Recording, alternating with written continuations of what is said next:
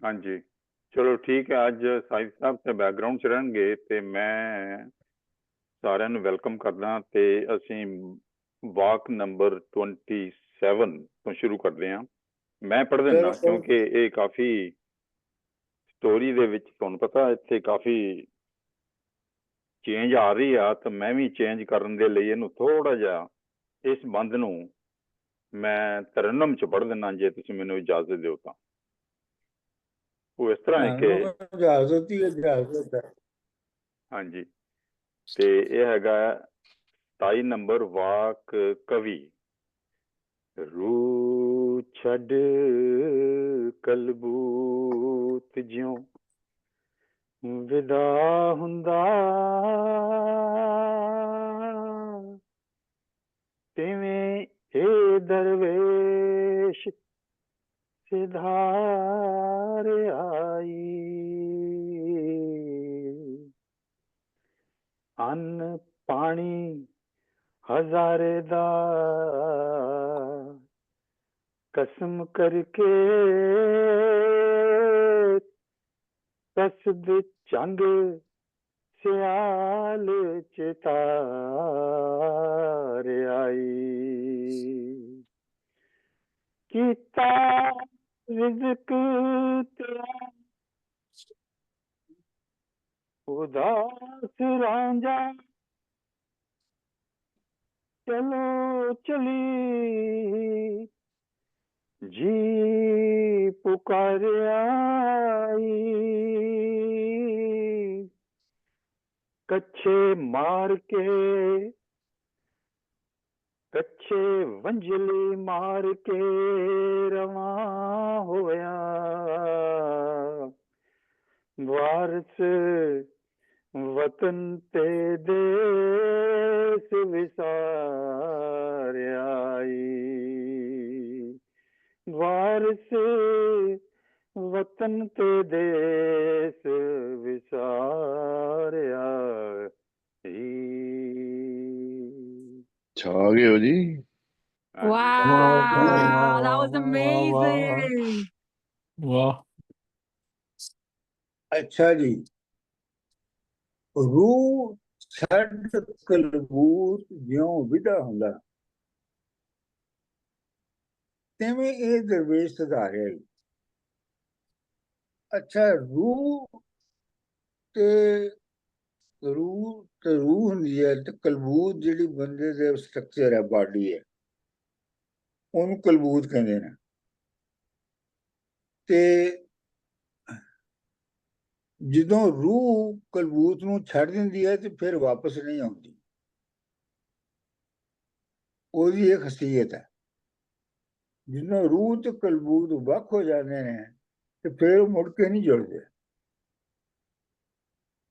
ਇਸ ਲਈ ਰੂਹ ਛੱਡ ਕਲਬੂਤ ਜਿਉਂ ਵਿਦਾ ਹੁੰਦਾ, ਮਤਲਬ ਇਹ ਹੈ ਕਿ ਉਹ ਐਸਾ ਜਾ ਰਿਹਾ ਕਿ ਉਹਨੇ ਵਾਪਸ ਨਹੀਂ ਆਉਣਾ। ਤਿਵੇਂ ਇਹ ਦਰਵੇਸ਼ ਸੁਧਾਰਿਆ ਹੀ ਅੰਨ ਪਾਣੀ ਹਜ਼ਾਰੇ ਦਾ ਕਸਮ ਕਰ। ਮਤਲਬ ਇਹ ਕੀ ਕਹਿਣਾ ਚਾਹੀਦਾ, ਉਹਨੇ ਵਾਅਦਾ ਕਰ ਲਿਆ ਕਿ ਮੈਂ ਹੁਣ ਹਜ਼ਾਰੇ ਦਾ ਪਾਣੀ ਤੇ ਰੋਟੀ ਨਹੀਂ ਖਾਣੀ। ਕਸ ਝੰਗ ਸਿਆਲਾਂ ਦੇ ਧਾਰਿਆ ਹੀ ਕੀਤਾ ਰਿਜ਼ਕ ਤੇ ਆਬ ਉਦਾਸ ਰਾਂਝਾ। ਯਾਨੀ ਮਤਲਬ ਪਾਣੀ ਤੇ ਰਿਜ਼ਕ ਜਿਹੜਾ ਰੋਟੀ ਹੈ ਉਹ ਉਹਨੂੰ ਹੁਣ ਨਹੀਂ ਮਿਲ ਰਿਹਾ, ਉਦਾਸ ਹੋ ਗਿਆ, ਉਹਦੇ ਕੋਲੋਂ ਚਲਾ ਗਿਆ ਹੈ। ਰਾਂਝਾ ਚਲੋ ਹੀ ਯੂ ਪੁਕਾਰਿਆ ਹੀ ਕੱਛ ਵੰਝਲੀ ਮਾਰ ਕੇ ਰਵਾਂ ਹੋਇਆ ਵਾਰਿਸ ਵਤਨ ਤੇ ਦੇਸ ਵਸਾਰੇ। ਇਹ ਲਾਈਨ ਜਿਹੜੀ ਹੈ ਨਾ, ਜਿਹੜੀ ਆਖਰੀ ਹੈ, ਕੱਛ ਵੰਝਲੀ ਮਾਰ ਕੇ ਰਵਾਂ ਹੋਇਆ ਵਾਰਿਸ ਵਤਨ ਤੇ ਦੇਸ ਵਸਾਰੇ, ਇਹ ਕਾਫੀ ਪ੍ਰੋਫਾਉਂਡ ਹੈ। ਵਜ੍ਹਾ ਉਹਦੀ ਇਹ ਹੈਗੀ ਹੈ ਕਿ ਇੱਕ ਤੇ ਉਹਦੀ ਜਿਹੜੀ ਸਾਰੀ ਪੋਜੈਸ਼ਨ ਹੈ ਰਾਂਝੇ ਦੀ, ਉਸ ਸਮਾਜ ਦੇ ਵਿੱਚ ਉਹ ਸਿਰਫ ਇੱਕ ਵੰਝਲੀ ਹੈ, ਮਤਲਬ ਹੋਰ ਉਹਦੇ ਕੋਲ ਕੁਛ ਨਹੀਂ ਹੈਗਾ।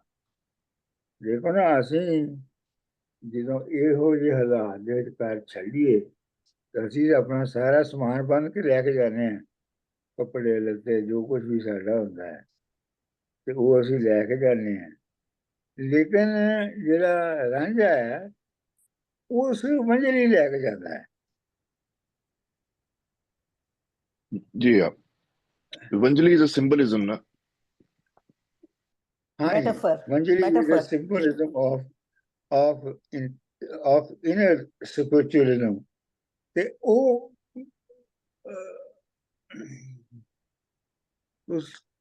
ਤੁਸੀਂ ਇਹ ਦੇਖੋ ਕਿ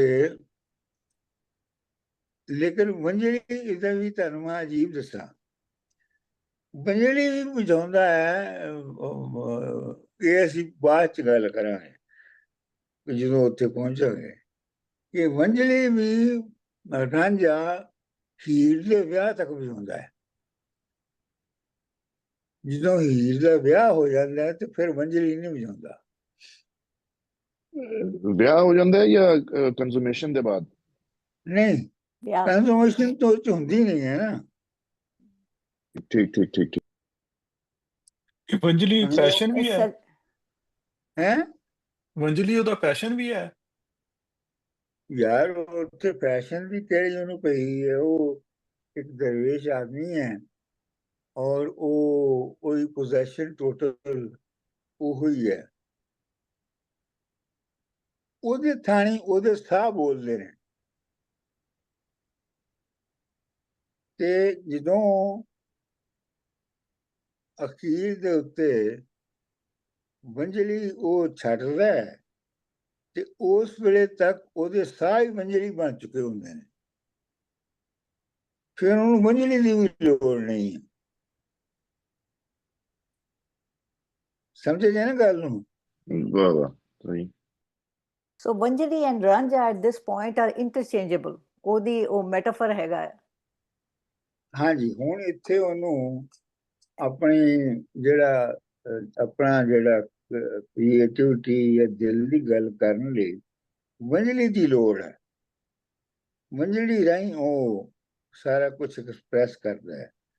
ਫਿਰ ਉਹ ਜਿਹੜਾ ਹੈ ਉਹ ਇੰਨਾ ਪੱਕਾ ਹੁੰਦਾ ਜਾਂਦਾ ਹੈ ਆਪਣੇ ਰਸਤੇ ਤੇ ਕਿ ਫਿਰ ਉਹਨੂੰ ਵੰਜਲੀ ਦੀ ਵੀ ਲੋੜ ਨਹੀਂ ਪੈਂਦੀ। ਉਹ ਉਸ ਤੋਂ ਬਗੈਰ ਵੀ ਉਹ ਕੋਸ਼ਿਸ਼ ਕਰ ਰਿਹਾ ਹੁੰਦਾ ਜੋ ਉਹਨੇ ਕਰਨਾ ਹੁੰਦਾ ਹੈ। ਇਹ ਤੁਸੀਂ ਗੌਰ ਕਰੋ ਕਿ ਜਿਹੜਾ ਵਾਰਿਸ ਸ਼ਾਹ ਹੈ ਨਾ ਉਹ ਇੱਕ ਤਰੀਕੇ ਦੇ ਨਾਲ ਇੱਕ ਜਿਹੜੇ ਲੈਜੈਂਡ ਕ੍ਰੀਏਟ ਹੁੰਦੀ ਹੈ ਨਾ,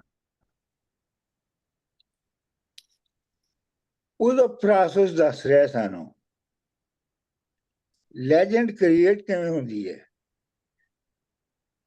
ਜੀਜੋ ਜਿਹੜਾ ਹੈ ਸਖਤ ਹਜ਼ਾਰੇ ਦਾ, ਉਹ ਰਾਂਝਾ ਕਿਵੇਂ ਬਣਦਾ ਹੈ? ਠੀਕ ਹੈ।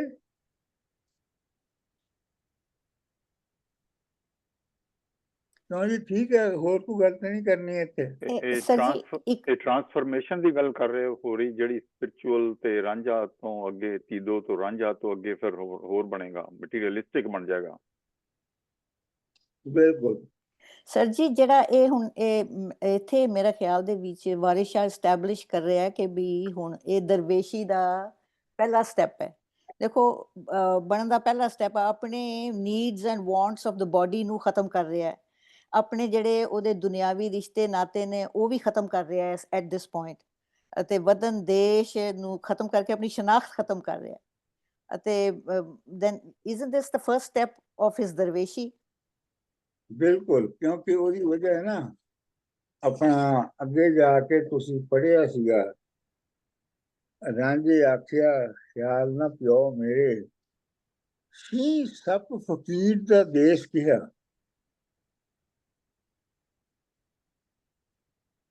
ਜੀ, ਸੀ ਸੱਪ ਫਕੀਰ ਦਾ ਕੋਈ ਦੇਸ਼ ਨਹੀਂ ਹੁੰਦਾ। ਪੁੰਜਾਂ ਵਾਂਗ ਮਮੋਲਿਆਂ ਦੇਸ਼ ਛੱਡੇ, ਸਾਨੂੰ ਜ਼ਾਤ ਸਿਫਾਤ ਤੇ ਬੇਸ ਕਿਹਾ। ਵਤਨ ਦਮਾਂ ਦੇ ਨਾਲ ਤੇ ਜ਼ਾਤ ਜੋਗੀ, ਵਾਹ।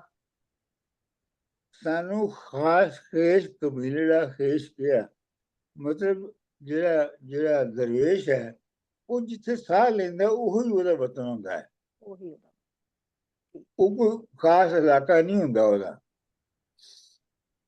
ਜੀ ਕੱਛ ਵੰਝਲੀ ਮਾਰ ਕੇ ਰਵਾਂ ਹੋਇਆ, ਵਾਰਿਸ ਵਤਨ ਤੇ ਦੇਸ ਵਿਸਾਰਿਆ ਹੀ।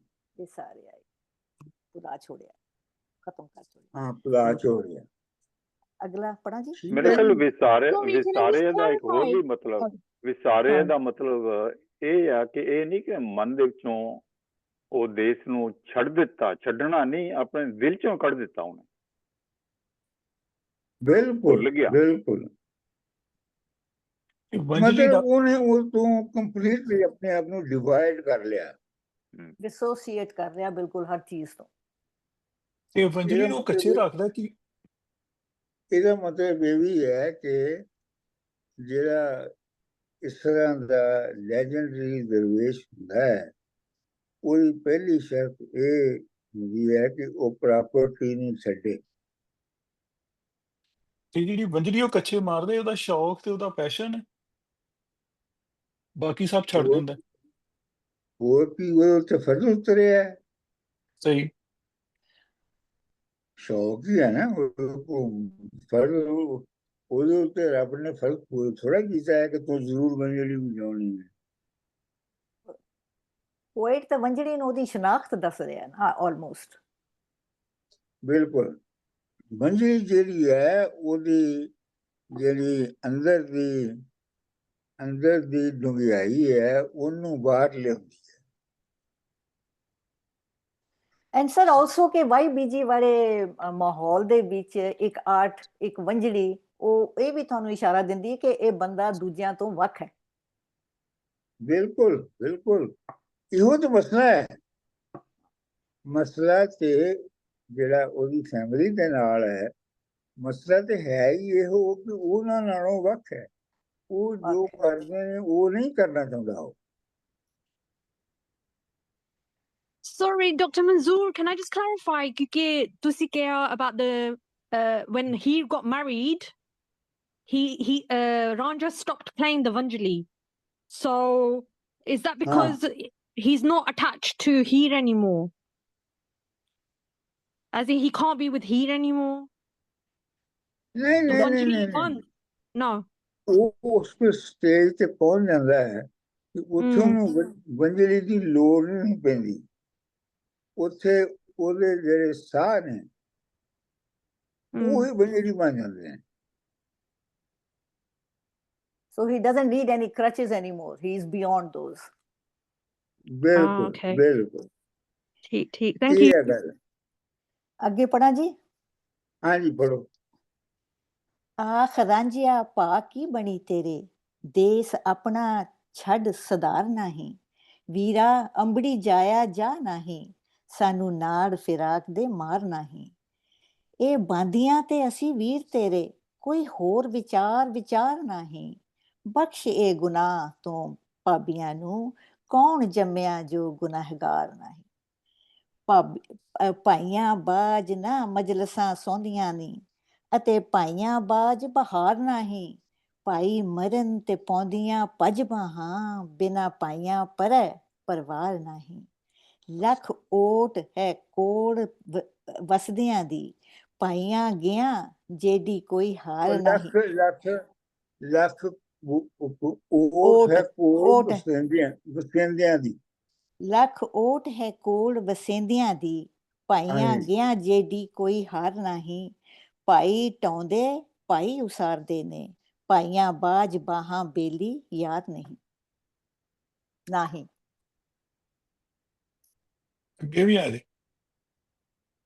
ਤਾਲੇ ਮੰਦਾਂ ਦੀਆਂ ਲੱਖ ਖੁਸ਼ਾਮਦਾਂ ਨੇ, ਤੇ ਗਰੀਬ ਦਾ ਕੋਈ ਵੀ ਯਾਰ ਨਹੀਂ।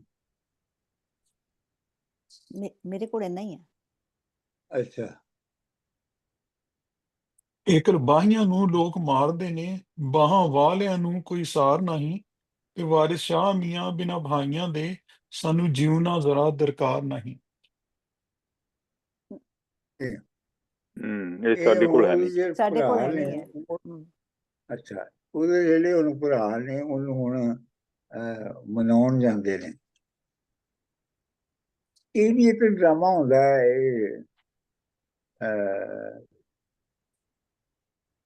ਇਹ ਜਦੋਂ ਭਰਾ ਛੱਡ ਕੇ ਚਲੇ ਜਾਏ ਤੇ ਜਿਹੜੇ ਬਾਕੀ ਬਰਾਦਰੀ ਹੁੰਦੀ ਹੈ ਨਾ, ਉਹਦੀ ਬੜੀ ਬੇਇੱਜ਼ਤੀ ਹੁੰਦੀ ਹੈ। ਤੇ ਇਹਦੇ ਵਿੱਚ ਵੀ ਇਹ ਹੈਗਾ ਕਿ ਰਾਂਝੇ ਨਾਲ ਉਹਨਾਂ ਨੂੰ ਮੁਹੱਬਤ ਸ਼ਫਕਤ ਕੋਈ ਨਹੀਂ ਹੈਗੀ। ਅਸਲ ਗੱਲ ਇਹ ਹੈਗੀ ਹੈ ਕਿ ਉਹਨਾਂ ਨੂੰ ਜਿਹੜੀ ਸੁਸਾਇਟੀ ਨੇ ਤਾਨੇ ਮਾਰਨੇ ਨੇ ਨਾ, ਉਹਦੀ ਵਜ੍ਹਾ ਤੋਂ ਉਹਨੂੰ ਰੋਕਣ ਦੀ ਕੋਸ਼ਿਸ਼ ਕਰ ਰਹੇ ਨੇ। ਆਖ ਰਾਂਝਿਆ ਭਾ ਕੀ ਬਣੀ ਤੇਰੇ, what happened to you? ਦੇਸ਼ ਆਪਣਾ ਛੱਡ ਸੁਧਾਰ ਨਹੀਂ, ਇਹ ਤਾਂ ਸਾਫ਼ ਹੀ ਹੈ। ਆਪਣਾ ਦੇਸ਼ ਛੱਡ ਕੇ ਕਿਤੇ ਨਾ ਜਾ। ਵੀਰਾ ਅੰਬੜੀ ਜਾਇਆ ਜਾ ਨਹੀਂ। ਵੀਰ ਤੇ ਭਰਾ ਨੂੰ ਕਹਿੰਦੇ ਨੇ, ਅੰਬੜੀ ਮਾਂ ਨੂੰ ਕਹਿੰਦੇ ਨੇ। ਸਾਨੂੰ ਨਾਲ ਫਰਾਕ ਦੇ ਮਾਰ ਨਹੀਂ। ਇਹ ਬਾਂਦੀਆਂ ਤੇ ਅਸੀਂ ਵੀਰ ਤੇਰੇ, ਜਿਹੜੀ ਭਰਜਾਈਆਂ ਜਿਹੜੀਆਂ ਨੇ ਇਹ ਤੇਰੀਆਂ ਗੁਲਾਮ ਨੇ ਤੇ ਅਸੀਂ ਤੇਰੇ ਵੀਰ ਹਾਂ। ਕੋਈ ਹੋਰ ਵਿਚਾਰ ਨਹੀਂ, ਇਸ ਤੋਂ ਬਾਅਦ ਕੁਛ ਨਾ ਸੋਚ, ਬਸ ਇਨੀ ਗੱਲ ਹੀ ਸੋਚ। ਬਖਸ਼ ਇਹ ਗੁਨਾਹ ਤੂੰ ਭਾਬੀਆਂ ਨੂੰ, ਕੌਣ ਜੰਮਿਆ ਜੋ ਗੁਨਾਹਗਾਰ ਨਹੀਂ। ਇਹ ਜਿਹੜਾ ਇਹਨਾਂ ਨੇ ਭਰਜਾਈਆਂ ਨੇ ਜੋ ਤੇਰੇ ਨਾਲ ਬਦਤਮੀਜ਼ੀ ਕੀਤੀ ਹੈ, ਇਹਨਾਂ ਨੂੰ ਬਖਸ਼ ਦੇ। ਕਿਉਂਕਿ ਦੁਨੀਆ ਦੇ ਵਿੱਚ ਹਰ ਬੰਦਾ ਕੋਈ ਨਾ ਕੋਈ ਗਲਤੀ ਤਾਂ ਜ਼ਰੂਰ ਕਰਦਾ ਹੈ। ਭਾਈਆਂ ਬਾਝ ਨਾ ਮਜਲਸਾਂ ਸੌਂਦੀਆਂ ਨੇ, ਅਤੇ ਭਾਈਆਂ ਬਾਝ ਬਹਾਰ ਨਹੀਂ। ਭਾਈ ਮਰਨ ਨਾ ਪਾਉਂਦੀਆਂ ਭੱਜ ਬਾਹਾਂ, ਬਿਨਾਂ ਭਾਈਆਂ ਪਰੇ ਪਰਿਵਾਰ ਨਹੀਂ। ਭਰਾ ਜਿਹੜੇ ਨੇ ਉਹ ਮਾਮਾ ਹੁੰਦੇ ਨੇ, ਤੇ ਜੇ ਭਰਾ ਮਰ ਜਾਣ ਤੇ ਤੁਹਾਡੀਆਂ ਬਾਹਾਂ ਟੁੱਟ ਜਾਂਦੀਆਂ ਨੇ।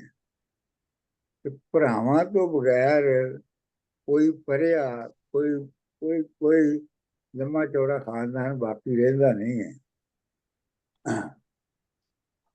ਲੱਖ ਓਟ ਹੈ ਕੋਲ ਵਸਿੰਦਿਆਂ ਦੀ, ਉਹਦਾ ਮਤਲਬ ਝਾਕਾ ਜਾਂ ਆਸਰਾ ਸਪੋਰਟ। ਆਹੋ ਆਸਰਾ ਸਪੋਰਟ ਜਿਵੇਂ ਹੈ ਨਾ ਕਿ ਵੀ ਤੁਸੀਂ ਕੰਧ ਦੇ ਐਸ ਬੈਠੇ ਹੋ ਤੇ ਉਹ ਕੰਧ ਜਿਹੜੀ ਹੈ ਤੁਹਾਡੀ ਓਟ ਹੈ। ਲੱਖ ਓਟ ਹੈ ਕੋਲ ਵਸਿੰਦਿਆਂ ਦੀ, ਭਾਈਆਂ ਗਿਆ ਜਿਹੜੀ ਕੋਈ ਹਾਰ ਨਹੀਂ। ਭਾਈ ਢਾਂਦੇ ਭਾਈ ਉਸਾਰਦੇ ਨੇ ਕਿ ਭਾਈਆਂ ਬਾਅਦ ਬਾਹਾਂ ਬੇਲੀ ਯਾਰ ਨਹੀਂ। ਇਹ ਤਾਂ ਸਾਫ਼ ਹੀ ਹੈ ਨਾ ਜੀ। ਤਾਲੇ ਮੰਦਾਂ ਦੀਆਂ ਲੱਖ ਖੁਸ਼ਾਮਦਾਂ ਨੇ। ਤਾਲੇ ਮੰਦ ਜਿਹੜੇ ਕਿਸਮਤ ਵਾਲੇ ਹੁੰਦੇ ਨੇ, ਜਿਨ੍ਹਾਂ ਦੀ ਕਿਸਮਤ ਬਹੁਤ ਚੰਗੀ ਹੁੰਦੀ ਹੈ, ਉਹਨਾਂ ਦੀ ਤੇ ਲੱਖ ਲੋਕ ਖੁਸ਼ਾਮਦਾਂ ਕਰਦੇ ਨੇ, ਤੇ ਗਰੀਬ ਦਾ ਕੋਈ ਵੀ ਯਾਰ ਨਹੀਂ। ਤੇ ਉਹਦੇ ਉਲਟ ਜਿਹੜਾ ਗਰੀਬ ਹੁੰਦਾ ਉਹਦਾ ਕੋਈ ਯਾਰ ਨਹੀਂ ਬਣਦਾ। ਇਕਲ ਬਾਹੀਆਂ ਨੂੰ ਲੋਕ ਮਾਰਦੇ ਹੈ। ਇਕਲ ਬਾਹੀਆਂ ਜਿਨ੍ਹਾਂ ਦੀ ਇੱਕ ਹੀ ਬਾਂਹ ਹੋਵੇ, ਮਤਲਬ ਜਿਹਦੇ ਨਾਲ ਭਰਾ ਨਾ ਹੋ, ਉਹ ਇਕਲ ਬਾਈ ਹੈ, ਉਹ ਤਾਂ ਇਕਲ ਬਾਈ ਹੈ ਨਾ। ਕਿਉਂਕਿ ਬਾਹਾਂ ਤੇ ਭਰਾਵਾਂ ਦੀਆਂ ਨਾਲ ਹੁੰਦੀਆਂ ਨੇ। ਇਕਲ ਬਾਹੀਆਂ ਨੂੰ ਲੋਕ ਮਾਰਦੇ ਹੈ ਤੇ ਬਾਹਾਂ ਵਾਲਿਆਂ ਨੂੰ ਕੋਈ ਸਾਰ ਨਹੀਂ। ਤੇ ਜਿਨ੍ਹਾਂ ਦੀਆਂ ਬਾਹਾਂ ਹੁੰਦੀਆਂ ਨੇ ਉਹਨਾਂ ਨੂੰ ਇਹ ਕਦੀ ਮਹਿਸੂਸ ਨਹੀਂ ਹੁੰਦਾ ਕਿ ਇਕਲ ਬਾਇਆ ਕੀ ਹੁੰਦਾ ਹੈ। ਵਾਰਿਸ ਸ਼ਾਹ ਮੀਆਂ ਬਿਨਾਂ ਭਾਈਆਂ ਦੇ ਸਾਨੂੰ ਜੀਵਨਾ ਹੋਰ ਦਰਕਾਰ ਨਹੀਂ। ਤੇ ਸਾਨੂੰ ਭਰਾ ਤੋਂ ਬਗੈਰ ਜਿਉਣ ਦਾ ਸਾਡਾ ਕੋਈ ਫਾਇਦਾ ਨਹੀਂ ਹੈਗਾ।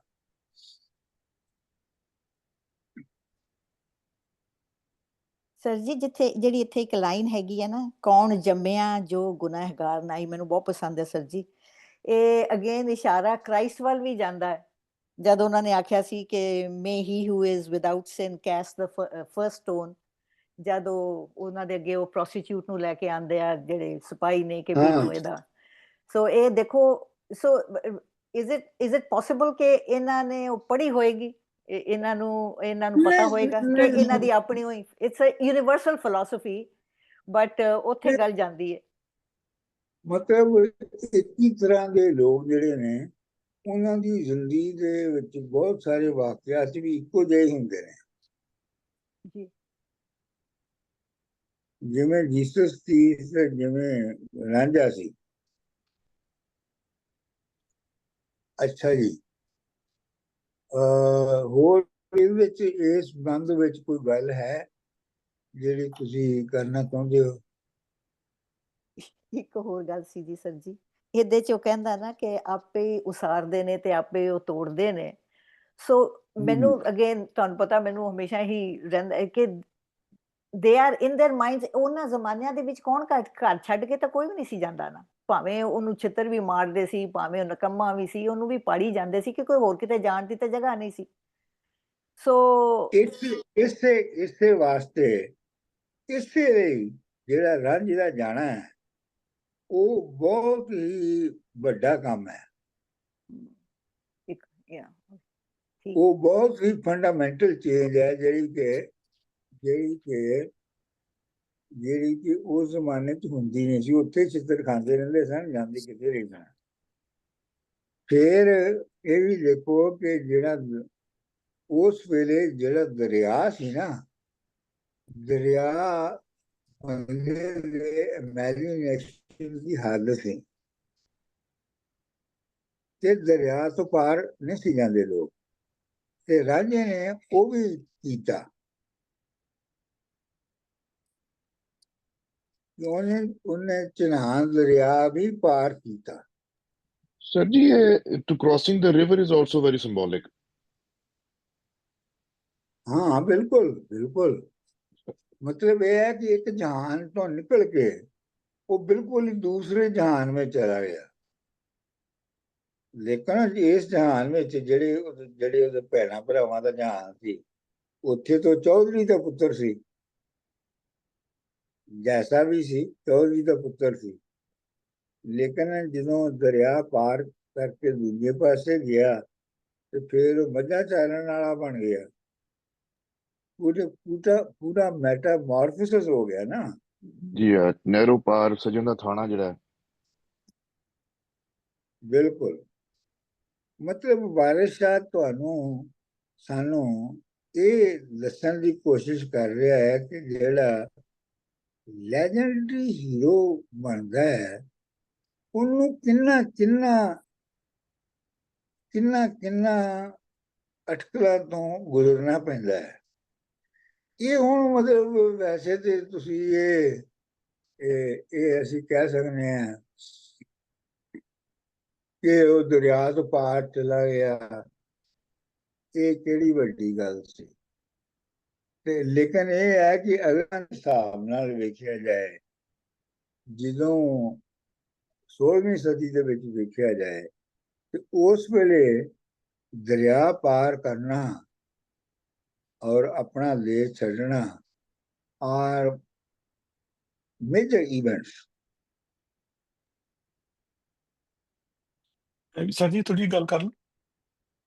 ਹਾਂਜੀ, ਅੱਛਾ, ਇਹ ਤੇ ਇੱਕ ਇਨਸਾਨੀ ਇੰਡੀਵਿਜੂਅਲ ਦੀ ਹੈ ਨਾ। ਤੁਸੀਂ ਅਗਰ ਫੌਜਾਂ ਦੇ ਲਿਹਾਜ਼ ਨਾਲ ਵੀ ਦੇਖੋ ਨਾ, ਇੱਥੇ ਜਿੱਥੇ ਅਸੀਂ ਰਹਿੰਦੇ ਹਾਂ ਦੇ ਕਰੀਬ ਇੱਕ ਜਗ੍ਹਾ ਹੈ, ਉਹਨੂੰ ਮੈਰੀਲੈਂਡ 'ਚ ਕੀ ਕਹਿੰਦੇ ਨੇ, ਉੱਥੋਂ ਜਦੋਂ ਕਲੋਨੀਅਲ ਫੌਜਾਂ ਗੁਜ਼ਰ ਗਈਆਂ ਨਾ, ਉਹ ਹਿਸਟੋਰੀਕਲ ਪਲੇਸ ਬਣ ਗਈ ਸੀ। ਜਿੱਥੇ ਜਿੱਥੇ ਦੁਨੀਆ 'ਚ ਫੌਜਾਂ ਨੇ ਵੀ ਦਰਿਆ ਕ੍ਰਾਸ ਕੀਤੇ ਨੇ ਨਾ, ਉਹ ਬੜੀ ਹਿਸਟੋਰੀਕਲ ਔਰ ਬੜਾ ਵੱਡਾ ਲੈਂਡਮਾਰਕ ਸੀ ਕਿ ਵੀ ਉਹ ਉੱਥੋਂ ਗੁਜ਼ਰ ਗਏ ਨੇ। ਤੇ ਬੰਦੇ ਇਕੱਲੇ ਦਾ ਗੁਜ਼ਰ ਜਾਣਾ, ਇਹ ਤਾਂ ਬੜੀ ਵੱਡੀ ਗੱਲ ਸੀ।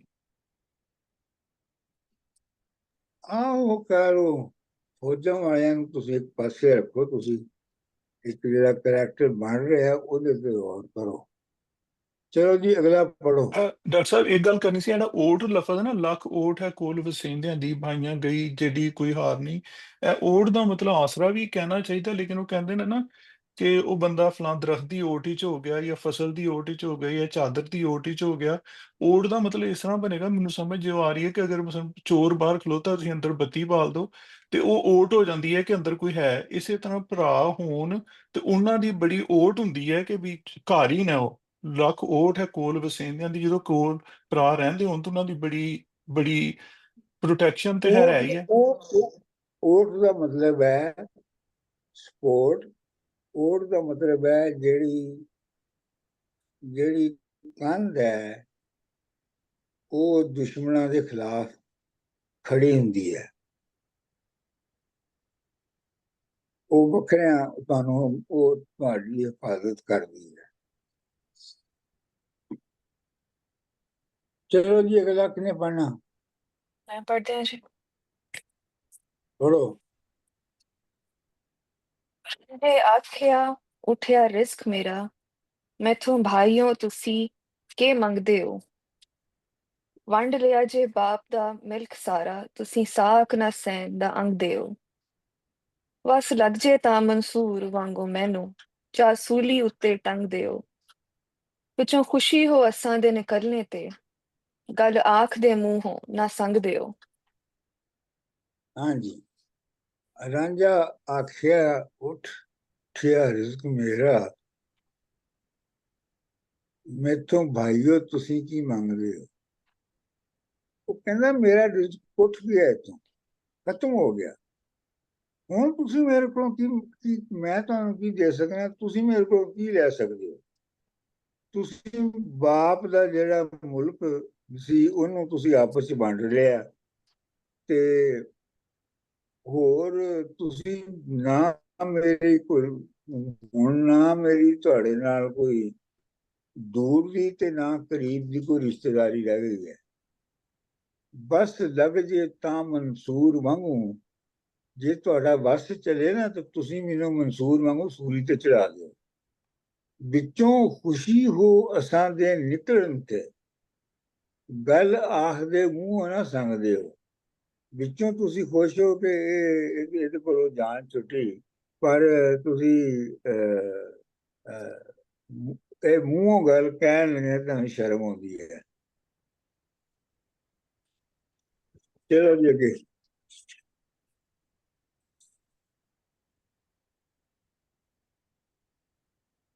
ਮੈਂ ਪੜ੍ਹਦਾ ਅਗਲਾ। ਹਾਂਜੀ ਇਹ ਛੋਟਾ ਹੈ, ਇਹ ਮਦੀਆ ਜੀ ਨੂੰ ਪੜਨ ਦਿਓ। ਮਦੀਆ ਤੁਸੀਂ ਪੜ੍ਹ ਲਓ, ਠੀਕ। This is small. Okay. ਪਰ ਜਾਇਆ ਆਖਿਆ ਰਾਂਝਾ ਵੇ, ਅਸੀਂ ਬਾਂਦੀਆਂ ਤੇਰੀਆਂ ਹੋਣੀਆਂ ਹਾਂ।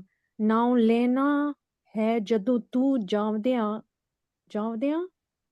ਅਸੀਂ ਹੰਝੂਆਂ ਰੁੱਤ ਜਾਵਨੇ ਦਾ ਸੌਰੀ ਨਾਉ ਲੈਣਾ ਹੈ ਜਦੋਂ ਤੂੰ ਜਾਵਦਿਆਂ ਅਸੀਂ ਹੰਝੂਆਂ ਰੁੱਤ ਦੀਆਂ ਰਣੀਆਂ ਹਾਂ।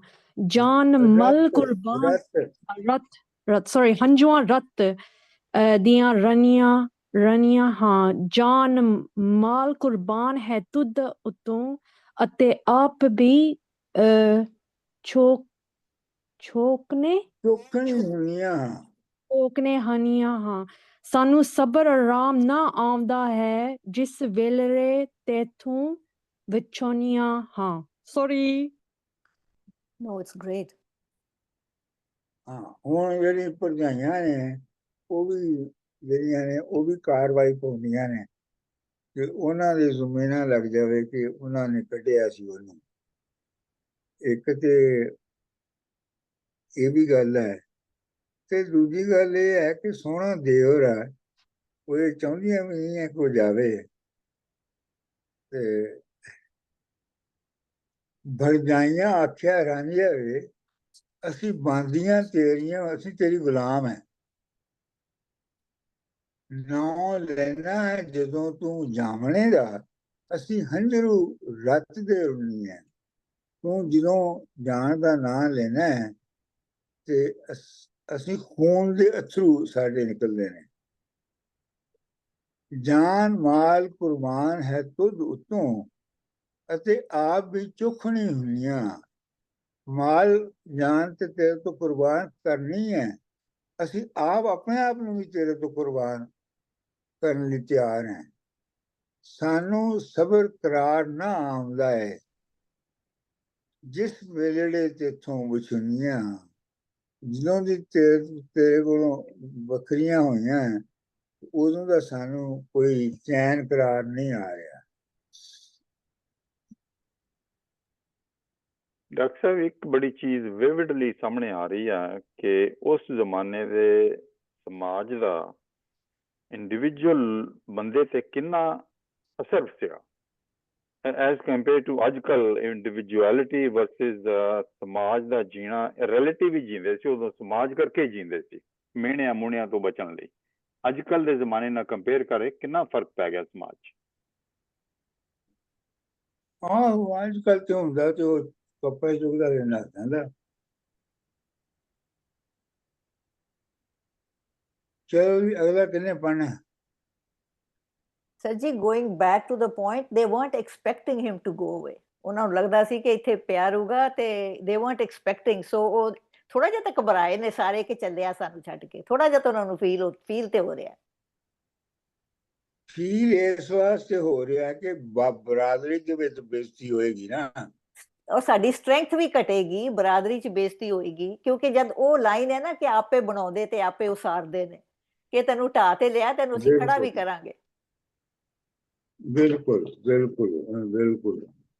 ਐਗਰੇਰੀਅਨ ਸੁਸਾਇਟੀ ਦੀ ਹਿਪੋਕ੍ਰੇਸੀ ਵੀ ਹੈ ਕਿ ਉਹ ਦਿਲੋਂ ਚਾਹੁੰਦੀਆਂ ਚੱਲ ਜੇ, ਉੱਤੋਂ ਰੋਂਦੀ ਹੈ ਕਿ ਨਾ ਜਾਏ। ਹੈਂ? ਮੈਂ ਕਿਹਾ ਐਗਰੇਰੀਅਨ ਸੁਸਾਇਟੀ ਦੀ ਹਿਪੋਕ੍ਰੇਸੀ ਵੀ ਹੈ।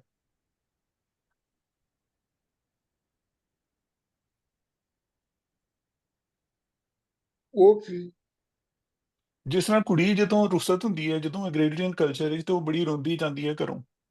ਜਾਂ ਇਹ ਹੈ ਕਿ ਤੁਸੀਂ ਹੋਰ ਦੇਖੋ, ਜਿਹੜੀ ਮਜ਼ਹਬੀ ਜਿਹੜੀਆਂ ਸਾਡੀਆਂ ਚੀਜ਼ਾਂ ਨੇ ਬਹੁਤ ਸਾਰੀਆਂ, ਉਹਨਾਂ ਵਿੱਚ ਦਿਖਾਵਾ ਜ਼ਿਆਦਾ ਹੈ, ਰੂਹਾਨੀ ਅੰਦਰੂਨੀ ਚੀਜ਼ਾਂ ਘੱਟ ਨੇ, ਬਰੂਨੀ ਜ਼ਿਆਦਾ ਨੇ। ਜਿਸ ਤਰ੍ਹਾਂ ਮੌਲਵੀ ਹੈ, ਪੰਡਤ ਹੈ, ਉਹ ਵੀ ਜਿਹੜੀਆਂ ਗੱਲਾਂ ਕਰ ਰਿਹਾ ਹੁੰਦਾ, ਜਦੋਂ ਜਿਹੜੀਆਂ ਗੱਲਾਂ ਕਰ ਰਿਹਾ ਹੁੰਦਾ, ਉਹਨਾਂ ਦਾ 100% ਮਤਲਬ ਉਹ ਨਹੀਂ ਹੁੰਦਾ ਜੋ ਉਹ ਕਰ ਰਿਹਾ ਹੁੰਦਾ।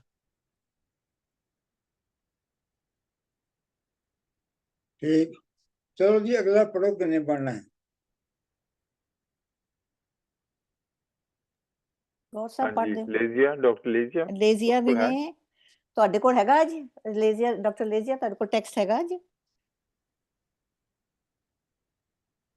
ਟੈਕਸਟ ਮੈਂ ਪੜ੍ਹ ਦਿੰਨੀ ਆ ਮੈਮ, ਮੈਨੂੰ ਪਤਾ ਨਹੀਂ ਹੁਣ ਉਹ ਸਹੀ ਹੈ ਜਾਂ ਨਹੀਂ, ਮੈਨੂੰ ਥੋੜਾ ਡਿਫਰੈਂਸ ਲੱਗ ਰਿਹਾ ਹੈ। ਸਾਡਾ ਸਾਰਿਆਂ ਦਾ ਏਦਾਂ ਹੀ ਹੈ, ਕੋਈ ਗੱਲ ਨਹੀਂ, ਡਾਕਟਰ ਸਾਰਿਆਂ ਸਾਹਿਬ ਦੇ ਠੀਕ ਅਲੱਗ ਕਰ ਆ। ਦੇਣਗੇ, ਡੋਂਟ ਮੈਂ ਵਰੀ। ਕੋਸ਼ਿਸ਼ ਕਰਦੀ ਹਾਂ। ਭਾਬੀ, ਰਿਜ਼ਕ ਉਦਾਸ ਜਾ ਹੋ ਟੁਰਿਆ, ਹੁਣ ਕਾਸ ਨੂੰ ਖੱਲੀਆਂ ਹਟਕਦੀਆਂ ਹੋ, ਪਹਿਲਾਂ ਸਾੜ ਕੇ ਜਿਉ ਨਿਮਾਨੜੇ ਨੂੰ, ਪਿੱਛੋਂ ਮਲਮਾ ਲਾਵਣੇ ਲੱਗਦੀਆਂ ਹੋ। ਭਾਈ ਸਾਖ ਸਨ ਜੋ ਤੁਸਾਂ ਵੱਖ ਕੀਤੇ, ਤੁਸੀਂ ਸਾਖ ਕੀ ਸਾਡੀਆਂ ਲੱਗਦੀਆਂ ਹੋ। ਵਾਰਿਸ ਸ਼ਾਹ ਇਕੱਲੜਾ ਕੀ ਕਰਸੀ, ਤੁਸੀਂ ਸੱਤ ਇਕੱਠੀਆਂ ਵਗਦੀਆਂ ਹੋ। ਹਾਂਜੀ, ਭਾਬੀ ਰਿਜ਼ਕ ਉਦਾਸ ਜਾਂ ਹੋ ਟੁਰਿਆ, ਹੁਣ ਕਾਹਨੂੰ ਘੇਰ ਕੇ ਠੱਗਦੀਆਂ ਹੋ। ਮਤਲਬ ਮੇਰਾ ਰਿਜ਼ਕ ਤੁਹਾਡੇ ਨਾਲੋਂ ਮੁੱਕ ਗਿਆ, ਇੱਥੇ ਹੁਣ ਮੇਰਾ ਖਾਣਾ ਪਾਣੀ ਮੁੱਕ ਗਿਆ, ਹੁਣ ਤੁਸੀਂ ਮੈਨੂੰ ਕਾਹਦੇ ਵਾਸਤੇ ਘੇਰ ਰਹੀਆਂ ਹੋ? ਮੈਂ ਨਹੀਂ ਹੁਣ ਰੁਕਣਾ। ਪਹਿਲੇ ਸਾੜ ਕੇ ਜੀਵਨ ਮਨੜੇ ਨੂੰ, ਪਿੱਛੋਂ ਬੁੱਲੀਆਂ ਲਾਉਣੇ ਲੱਗਦੀਆਂ ਹੋ। ਇਹਨੂੰ ਠੀਕ ਕਰ ਲਓ, ਇਹ ਬੁੱਲੀਆਂ ਜੀ ਲਾਉਣਾ ਜੀ ਹੁੰਦਾ ਹੈ। ਬੁੱਲੀਆਂ ਲਾਉਣਾ ਕੀ ਹੁੰਦਾ ਭਲਾ? ਜਿਹੜਾ ਉਹ ਤਖਤੀ ਤੇ ਉੱਤੇ ਗਲਤੀ ਲਿਖੀ ਗਈ ਹੋਵੇ ਤੇ ਉਹਨੂੰ ਸੁਧਾਰ ਦਿੰਦੇ ਨੇ। ਆਹੋ, ਉਹ ਜਿਹੜੀ ਗਲਤੀ ਹੋਵੇ ਤੇ ਉਹਨੂੰ ਠੀਕ ਕਰਦੇ ਨੇ, ਉਹਨੂੰ ਭੁੱਲੀ ਲਾਉਣਾ ਕਹਿੰਦੇ ਨੇ। ਭਾਈ ਸਾਖ ਸਨ ਸੋ ਤੁਸਾਂ ਵੱਖ ਕੀਤੇ,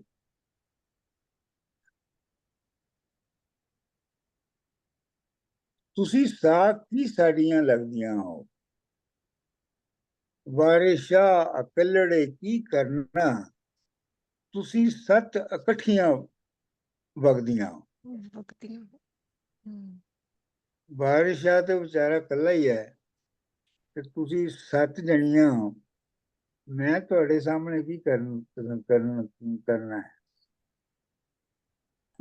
ਸਰ ਜੀ ਸਾਡੇ ਥੋੜਾ ਜਿਹਾ ਕੁਝ ਹੋਰ ਲਿਖਿਆ ਹੋਇਆ, ਅਸੀਂ ਕੁਜੜੇ ਜੀ। ਰੂਪ ਕਰੂਪ ਵਾਲੇ ਤੁਸੀਂ ਜੋਬਨੇ ਦੀਆਂ ਨਹੀਂ ਵਗਦੀਆਂ ਹੋ, ਅਸਾਂ ਆਪ ਤੇ ਤੁਆਮ ਹਰਾਮ ਕੀਤਾ, ਤੁਸੀਂ ਠਗੜੀਆਂ ਸਾਲੜੇ ਜਗਦੀਆਂ ਹੋ, ਵਾਰਿਸ਼ਾ ਇਕਲੜੇ ਕੀ ਕਰਨਾ, ਤੁਸੀਂ ਸੱਤ ਇਕੱਠੀਆਂ ਵਗਦੀਆਂ ਹੋ। ਆਹੋ ਇਹ ਵੀ ਹੈਗਾ ਹੈ ਜਿਹੜਾ ਤੁਸੀਂ ਪੜ੍ਹਿਆ ਨਾ, ਇਹ ਵੀ ਮੈਂ ਪੜ੍ਹਿਆ ਹੈ। ਇਹ ਮੇਰੇ ਖਿਆਲ ਚ ਬਾਰਟ ਇਹਦਾ ਲਾਅ ਵਾਲੇ ਮਤਲਬ ਦਾ, ਕਰੋ।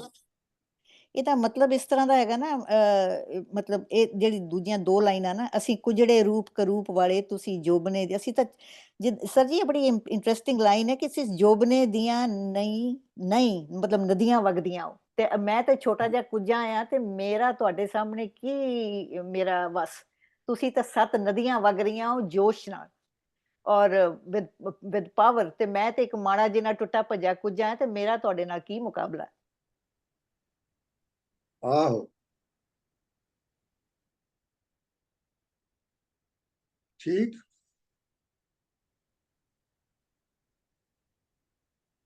ਸਰ ਜੀ ਇੱਥੇ ਅਨਦਰ ਥਿੰਗ ਇਜ਼, ਜਿਹੜਾ ਇਹ ਕਹਿੰਦਾ ਹੈ ਕਿ ਮੇਰਾ ਇਹ ਭਾਬੀ ਰਿਜ਼ਕ ਉਦਾਸ ਜਾਂ ਹੈ ਹੋ ਟੁਰਿਆ, ਮੇਰਾ ਮਤਲਬ ਇੱਥੇ ਤੇ ਰਿਜ਼ਕ ਮੁੱਕ ਗਿਆ, ਇਹ ਆਪਣੀ ਇੱਥੇ ਮੇਰੇ ਖਿਆਲ ਚ ਵਾਰਿਸ ਸ਼ਾਹ ਜਿਹੜਾ ਇਹਦਾ ਅਖੀਰ ਹੋਣਾ ਆ, ਇਹ ਸਾਨੂੰ ਆਲਰੇਡੀ ਦੱਸਣਾ ਸ਼ੁਰੂ ਕਰ ਦਿੱਤਾ ਕਿ ਜੇ ਇਹ ਵਾਪਸ ਆਇਆ he is not going to survive, ਕਿਉਂਕਿ ਇਹਨੇ ਆਲਰੇਡੀ ਸਹੁੰ ਖਾ ਲਈ ਹੈ, ਇਹਦਾ ਰਿਜ਼ਕ ਮੁੱਕ ਗਿਆ ਇੱਥੋਂ, ਇਹਨੇ ਵਾਪਸ ਨਹੀਂ ਮੁੜਨਾ, ਤੇ ਜੇ ਮੁੜੇਗਾ ਤੇ ਖਾਕ ਹੋਏਗਾ। ਬਿਲਕੁਲ ਬਿਲਕੁਲ ਬਿਲਕੁਲ। ਸੋ ਇਹ ਹੌਲੀ ਹੌਲੀ ਇਹਨਾਂ ਬੰਦਾਂ 'ਚ ਨਾ ਇੱਕ ਇੱਕ ਚੀਜ਼ ਐਸਟੈਬਲਿਸ਼ ਕਰੀ ਜਾ ਰਿਹਾ, ਇਸ਼ਾਰਾ ਜਿਹਾ ਕਰੀ ਜਾ ਰਿਹਾ ਕਿ ਅੱਗੇ ਕੀ ਹੋਣਾ। ਬਿਲਕੁਲ, ਮਤਲਬ ਹੁਣ ਤੇ ਉਹ ਦਰਵੇਸ਼ ਬਣਨ ਦੀ, ਜੋਗੀ ਬਣਨ ਦੀ ਪ੍ਰੋਸੈਸ ਦੇ ਵਿੱਚ ਹੈ ਨਾ, ਤੇ ਉਹ ਜਿਹੜਾ ਹੈ ਉਹਦੀ ਕ੍ਰੀਏਟੀਵਿਟੀ, ਉਹਦੀ ਐਕਸਪੈਂਸ਼ਨ ਹੋ ਰਹੀ ਹੈ ਰਾਂਝੇ ਦੀ, ਤੇ ਜਦੋਂ ਅਖੀਰ ਦੇ ਉੱਤੇ ਉਹ ਹੀਰ ਨੂੰ ਲੈ ਕੇ ਵਾਪਸ ਆਏਗਾ, ਤੇ ਇਹਦਾ ਮਤਲਬ ਇਹ ਹੈ ਕਿ ਉਹ ਵੀ ਹੁਣ ਛੋਟਾ ਜਿਹਾ ਚੌਧਰੀ ਬਣ ਗਿਆ, ਤੇ ਉਹਦੀ ਮੌਤ ਵੀ ਲਾਜ਼ਮ ਹੈ।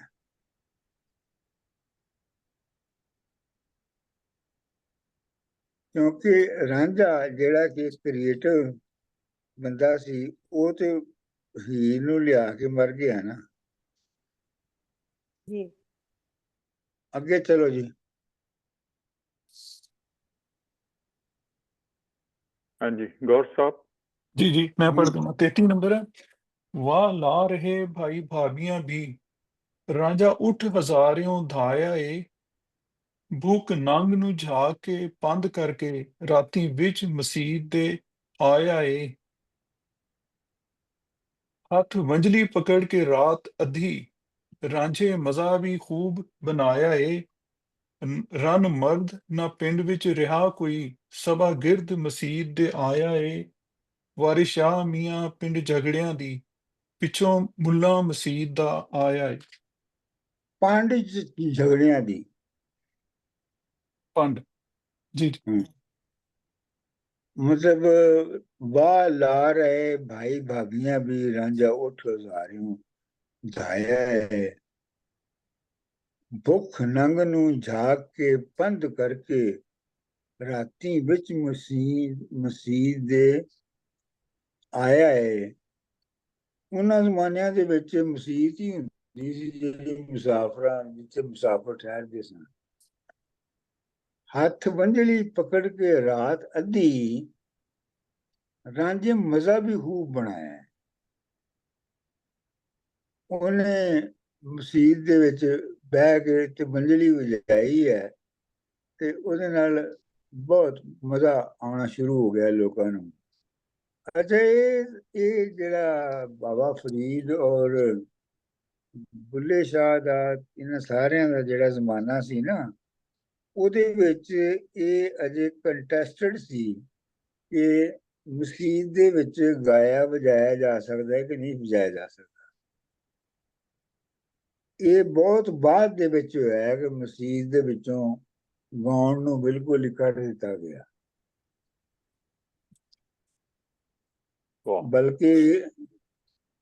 ਬਲਕਿ ਖਾਜਾ ਫਰੀਦ ਜਿਹੜੇ ਸਨ, ਉਹ ਤੇ ਬਕਾਇਦਾ ਮਸੀਤ ਦੇ ਵਿੱਚ ਸੱਦ ਕੇ ਉਹ ਕਵਾਲੀ ਸੁਣਦੇ ਸਨ। ਤੇ ਹੁਣ ਜਿਹੜੇ ਉਹਨਾਂ ਦੇ ਮੁਰੀਦ ਨੇ ਨਾ, ਉਹ ਬਹਾਨਾ ਲਾਉਂਦੇ ਨਹੀਂ ਜੀ, ਉਹ ਕਵਾਲ ਬਾਹਰ ਬੈਠੇ ਹੁੰਦੇ ਸਨ ਮਸੀਤ ਤੋਂ। ਇਹ ਜਿਹੜੀ ਰਿਲੀਜੀਅਸ ਹਾਰਡਨਿੰਗ ਹੋਈ ਆ ਤੁਸੀਂ ਕਹਿੰਦੇ ਟਾਈਮ ਦੇ ਨਾਲ, ਉਹਦਾ ਇਸ਼ਾਰਾ ਕਰ ਰਹੇ ਜੀ ਹੋ ਕਿ ਰਿਲੀਜੀਅਸ ਜਿਹੜੀ ਹਾਰਡਨਿੰਗ ਵਿਊ ਪੁਆਇੰਟ ਹੋਇਆ ਟਾਈਮ ਦੇ ਨਾਲ, ਉਸ ਜ਼ਮਾਨੇ 'ਚ ਇੰਨਾ ਜ਼ਿਆਦਾ ਨਹੀਂ ਸੀ।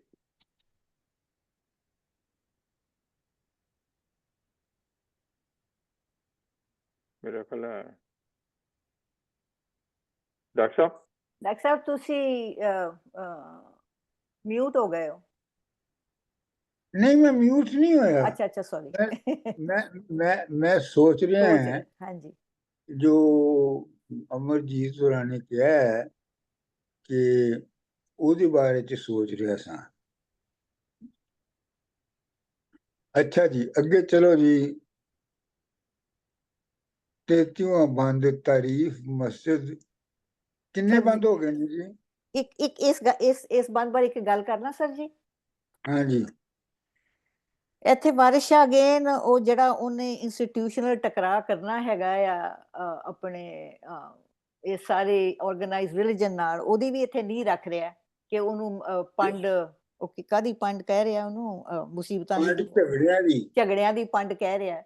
ਇੱਕ ਤੇ ਉਹ ਗੱਲ, ਤੇ ਇੱਕ ਸੈਕੰਡਲੀ ਜਿਹੜੀ ਹੈਗੀ ਹੈ ਨਾ ਗੱਲ, ਜਿਹੜੀ ਤੁਸੀਂ ਗੱਲ ਕਹੀ ਸੀ, ਬਿਲਕੁਲ ਇੱਥੇ ਢੁਕਦੀ ਹੈ ਸਰ ਜੀ, ਕਿ ਵੀ ਦੇਖੋ ਭਾਵੇਂ ਭੁੱਖਾ ਆ, ਭਾਵੇਂ ਜੋ ਵੀ ਹੈ, ਵੰਜੜੀ ਵਜਾਉਂਦਾ ਤੇ ਖੁਸ਼ੀ ਨਾਲ ਵਜਾਉਂਦਾ ਤੇ ਖੁਸ਼ੀ ਵੰਡਦਾ। ਦੈਟ ਮੀਨਸ ਵਾਕਈ ਉਹਦੇ ਉਹ ਸਾਹ ਹੀ ਨੇ, ਦੇ ਰੀਜੂਵਿਨੇਟ ਹਿਮ, ਜਿਹੜੀ ਉਹਦੀ ਵੰਜੜੀ ਉਹਨੂੰ ਰੀਜੂਵਿਨੇਟ ਕਰਦੀ। ਬਿਲਕੁਲ ਬਿਲਕੁਲ। ਪਰ ਸਰ ਜੀ ਦੇਖੋ, ਮੈਂ ਇੱਕ ਤੁਸੀਂ ਦੇਖੋ ਹਰ ਸਟੈਂਜ਼ੇ ਦੇ ਵਿੱਚ ਇੱਕ ਇੱਕ ਚੀਜ਼ ਦੀ ਨੀਂਹ ਰੱਖੀ ਜਾ ਰਿਹਾ। ਦੇਖੋ ਇੱਥੇ ਇਹਨੇ ਜਿਹੜਾ ਇਹਨੇ ਤਕਰਾਰ ਕਰਨਾ, ਜਿਹੜਾ ਇੰਸਟੀਟਿਊਸ਼ਨਲ ਨਾਲ ਇਹਨੇ ਮਤਲਬ ਡਿਬੇਟ ਕਰਨੀ ਹੈ, ਉਹਦੀ ਇਹ ਪਹਿਲੀ ਨੀਂਹ ਰੱਖੀ ਸੋ ਉਹਨੂੰ ਝਗੜੇ ਦੀ ਪੰਡ ਕਹਿ ਕੇ। ਬਿਲਕੁਲ ਬਿਲਕੁਲ ਬਿਲਕੁਲ। ਉਹ ਵੱਖਰਾ ਕਰਦਾ ਜਾ ਰਿਹਾ ਨਾ ਆਪਣੇ ਆਪ ਨੂੰ ਸੁਸਾਇਟੀ ਦੇ ਜਿਹੜੇ ਟ੍ਰੈਡੀਸ਼ਨਲ ਇੰਸਟੀਟਿਊਸ਼ਨਸ ਨੇ, ਉਹਨਾਂ ਤੋਂ ਆਪਣੇ ਆਪ ਨੂੰ ਅਲੱਗਾ ਕਰੀ ਜਾ ਰਿਹਾ ਨਾ ਹੌਲੀ ਹੌਲੀ। ਵਾਹ ਸਰ ਜੀ, ਜਿਹੜੇ ਅਗਲੇ ਬੰਦ ਨੇ ਨਾ, ਉਹ ਫਿਰ ਇਕੱਠੇ ਉਹ ਜਿਹੜੀ ਇਹਦਾ ਡਿਬੇਟ ਜਿਹਾ ਸ਼ੁਰੂ ਹੁੰਦਾ। So shouldn't we do that together at some time ਅਗਲੀ ਵਾਰੀ, ਕਿਉਂਕਿ ਇੱਥੋਂ ਸ਼ੁਰੂ ਹੋਣਾ ਹੈ ਕਿ ਉਹਨੇ ਮਸਜਿਦ ਦੇ ਬਾਰੇ ਦੱਸਣਾ ਹੈ ਹਾਂ ਕਿ ਠੀਕ ਸੋਹਣੀ ਹੈ। ਹਾਂ ਜਿਸ ਤਰ੍ਹਾਂ ਠੀਕ ਹੈ। ਤੁਸੀਂ ਆਖੋ। ਚਲੋ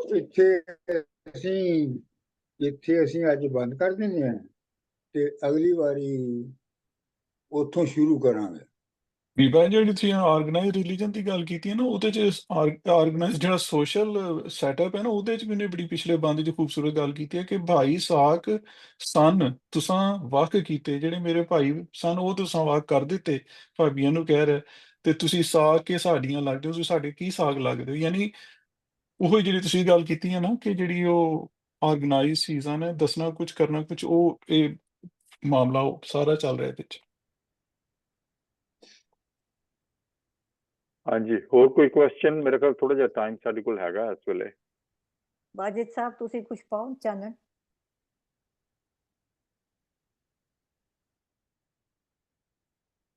ਵਾਜਿਦ ਸਾਹਿਬ ਦੀਆਂ ਅਸੀਂ ਵੀਡੀਓ ਜਿਹੜੀਆਂ ਤੁਸੀਂ ਕੀਤੀਆਂ ਨਾ, ਅਸੀਂ ਉਹ ਸੁਣਦੇ ਹਾਂ। ਬਹੁਤ ਵਧੀਆ ਤੁਸੀਂ ਕੰਮ ਡਾਕਟਰ ਸਾਹਿਬ ਨਾਲ ਰਲ ਕੇ ਕੀਤਾ, ਜਿਹੜੇ ਤੁਸੀਂ ਹੀਰ ਦੇ ਔਰ ਹੋਰ ਵੀ ਕਈ ਕੰਮ ਕੀਤੇ ਨੇ, ਮੈਨੂੰ ਬਾਰ-ਬਾਰ ਯਾਦ ਆ ਰਹੇ ਨੇ। ਮੈਂ ਹਰ ਹਫਤੇ ਕੋਈ ਨਾ ਕੋਈ ਸੁਣਦਾ ਇਹਨਾਂ ਦੀ। ਗ੍ਰੇਟ ਇੰਟਰਵਿਊਜ਼, ਦੋਸ ਵਰ ਵੈਰੀ ਨਾਈਸ ਇੰਟਰਵਿਊਜ਼। ਉਹਦੇ ਬਹੁਤ ਨਾਲ ਹੀ ਵੱਡਾ ਕੰਮ ਕੀਤਾ। ਹੋ ਗਿਆ। ਵਾਜਿਦ ਸਾਹਿਬ ਹੈ ਕਿੱਥੇ ਨੇ? ਵਾਜਿਦ ਸਾਹਿਬ ਹੈਗੇ ਨੇ। ਇਹ ਆਪਣੀ ਜੁੱਤੀਆਂ ਦੇ ਕੋਲ ਲੱਭੋ ਮੈਨੂੰ ਥੱਲੇ। ਅੱਛਾ ਅੱਛਾ। ਨਹੀਂ ਬਸ ਹੋ ਗਿਆ। ਫਿਰ ਮੇਰਾ ਖਿਆਲ ਹੈ ਕਿ ਇੱਥੇ ਫਿਰ ਅਸੀਂ ਕਨਕਲੂਡ ਕਰ ਦਿੰਦੇ ਹਾਂ ਕਿ ਅਗਲੀ ਵਾਰੀ ਫਿਰ ਇੱਥੋਂ ਸ਼ੁਰੂ ਹੋਵਾਂਗੇ। ਸ਼ੁਕਰੀਆ ਡਾਕਟਰ ਸਾਹਿਬ, ਬਹੁਤ ਬਹੁਤ ਮਿਹਰਬਾਨੀ। ਰੱਬ ਰਾਖਾ ਜੀ ਸਾਰਿਆਂ ਦਾ।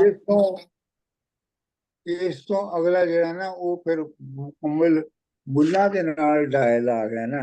ਜੀ ਜੀ, ਉਹ ਫਿਰ ਪੂਰੀ ਇੱਕੋ ਸੈਟਿੰਗ ਚ ਹੋਣਾ ਚਾਹੀਦਾ। ਵਧੀਆ। ਉਹ ਤੇ ਲੜਾਈ ਝਗੜੇ ਦਾ ਮੂਡ ਚਾਹੀਦਾ ਉਹਦੇ ਲਈ ਸਾਨੂੰ। ਅੱਛਾ ਡਾਕਟਰ ਸਾਹਿਬ ਜੀ, ਬਹੁਤ ਮਿਹਰਬਾਨੀ। Thank you so much. Okay ਜੀ।